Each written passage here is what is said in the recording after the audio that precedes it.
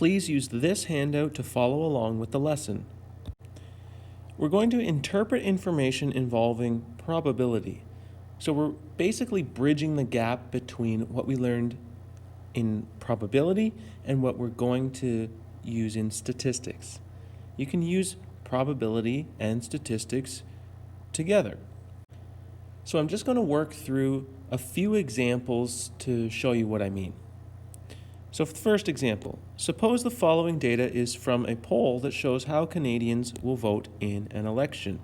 So here we see results from a poll about who you're going to vote for in the next election. And I can't remember what year I got this graphic, but let's just use it as an example. So this is an instance where we're using statistics to make a prediction using probability. So who is most likely to win this election? Well, we would look at this and we'd say, well, 31% of people said they were going to vote Conservative, 28% said they were going to vote NDP, 28% said they were going to vote Liberal, 6% said they were going to vote for the Green Party, 5% said they were going to vote for the Bloc Québécois. So based on our statistics, well, most people said they're going to vote Conservative, so we would say probably the Conservatives are going to win this particular election. If 14,823,408 Canadians vote, then according to this poll, how many Canadians will vote for the Green Party? Well, the way we would tackle this problem is we would look at what percentage of the people polled said they were going to vote for Green. Well, 6% said they were going to vote for the Green Party. So we would assume that if 6% of the people polled said they were going to vote for Green Party, then we can say 6% of all the people who actually vote will vote for the Green Party. So we would say 6% of 14,823,408. Well, to calculate 6% of a number, we do 0.06 times that number, and that works out to 889,404 Canadians that we would expect to vote for the Green Party.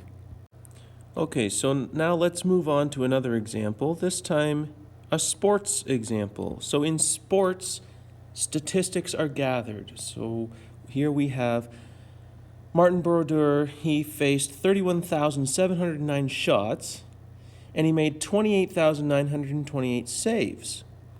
And we're going to calculate Brodeur's save percentage. Well, if you want to calculate the percentage, you have to start with a fraction. So if we want his save percentage, we're going to have the number of shots saved divided by the number of shots taken. When we do the division, that ends up being 0.912, which is 91.2%. So we can say he saved 91.2% of the shots. So now using these statistics that we've gathered, we can now make predictions. How many goals would you expect a team to score if they got the following number of shots on net against Brodeur? So if the team shot 12 shots on net, how many of those shots would they expect to actually go into the net? Well, we can use this save percentage. If he saves 91.2% of the shots, that works out to about 11 saves. So if they're taking 12 shots on the net and he saves 11 of them, the team would therefore have to expect to only score one goal. Now, if they took 42 shots on net, we can figure out how many saves he would make. It's 91.2% of all the shots. That works out to 38 saves. So if Brodeur's saving 38 shots out of the 42 shots, that means that the team can expect to score 4 goals. Sticking with the sports theme, Bob plays baseball and has 52 hits in 392 at-bats. How many hits is he likely to get if he bats 500 times? Well, we can solve this in a similar way to we did in the previous example. We can figure out what percentage of the at-bats he's expecting to get a hit, or hit. We can calculate his hit percentage. So he hits 52 out of 392. If we do that division, 52 divided by 392 is 0.132.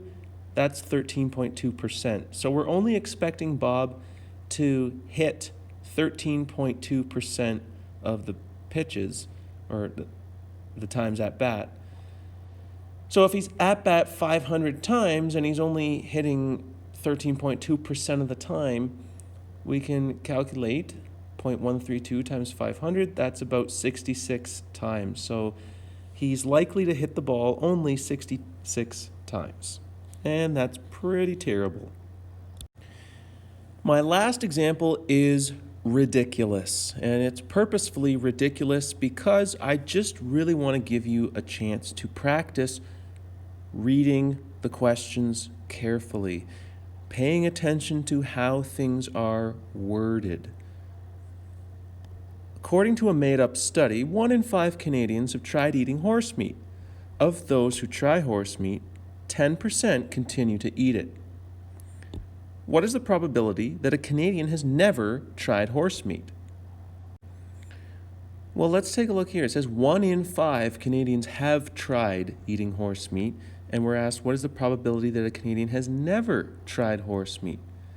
Well, if the probability of trying it is 1 in 5, we can use the idea of the complement to find out what the probability that someone has never tried it is.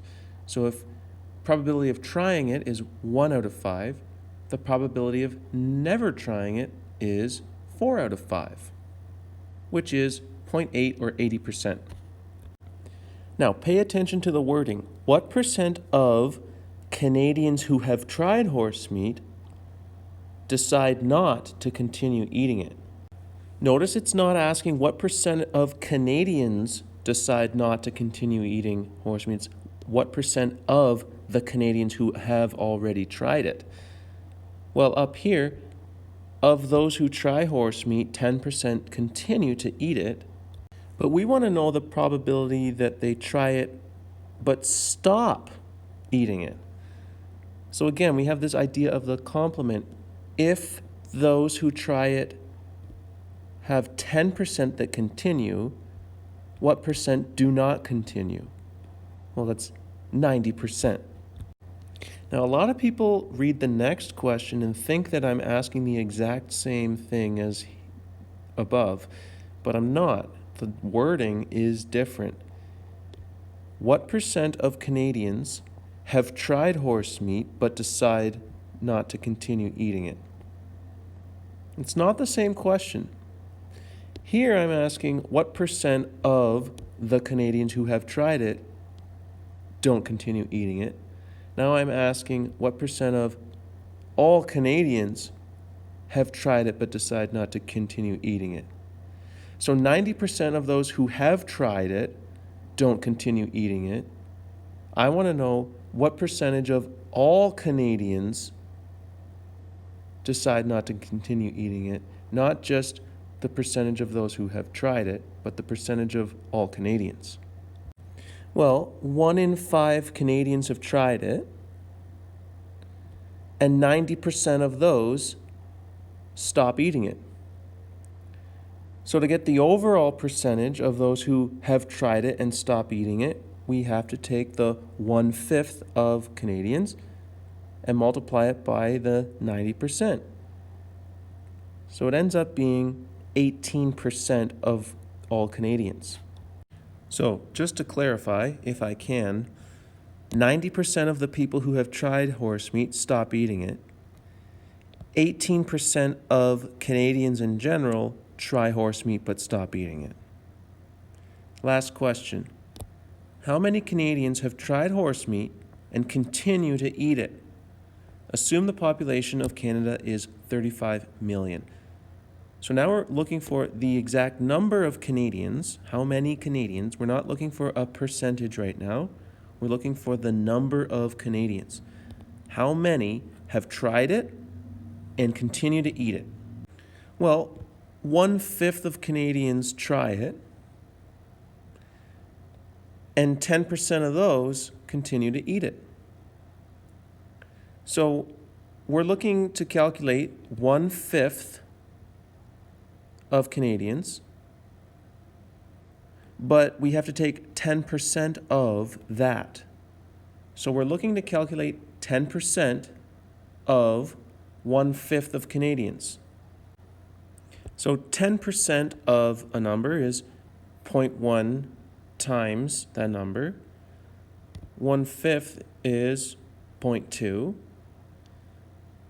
So 1/5 of a number is 0.2 times that number. And the number of Canadians is 35 million. So we're looking at 0.1 times 0.2 times 35 million. And we end up with 700,000. So we can conclude 700,000 Canadians have tried horse meat and continue to eat it. Now, I don't know about you, but that number seems pretty high to me. So I don't think this is a very realistic example. Now, hopefully, these calculations are making sense to you. If you have questions, let me know and I'll do my best to help. Otherwise, move on to the practice questions.